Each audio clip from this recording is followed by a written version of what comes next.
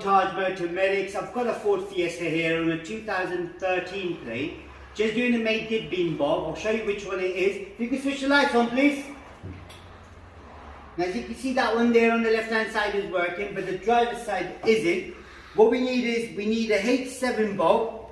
As you can see right there, that's the bulb you need. And if you want to know where to get it from, you can go on to the description and there'll be a link there and you can check it out.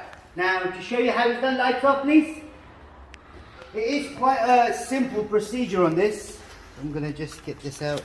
I've already removed this back cover here, which was just right here. So the back cover comes out. On the inside, as you can see the bulb, all you do is wiggle the bulb and take it out. Now you see how I took the bulb out, that's how it needs to go back in. So that pin located there needs to face down.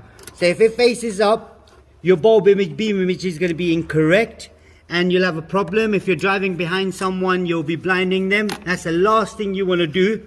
And when you do get a new bulb out from the box, always hold it from the back. Like I said to you, it needs to face like this. So the bottom, the pin locator is facing down. I plug it in and then I slot it in. Now slotting is not a problem. You can always see from the front of the lens if you're doing it right. Oh, you can't see from the front, sorry. But yeah, now that's in properly. As you can see, it's nicely sitting in. Now if that wasn't sitting in right, you would know one side of the bulb would be tilted a little bit. Now we're just going to show you it's all working.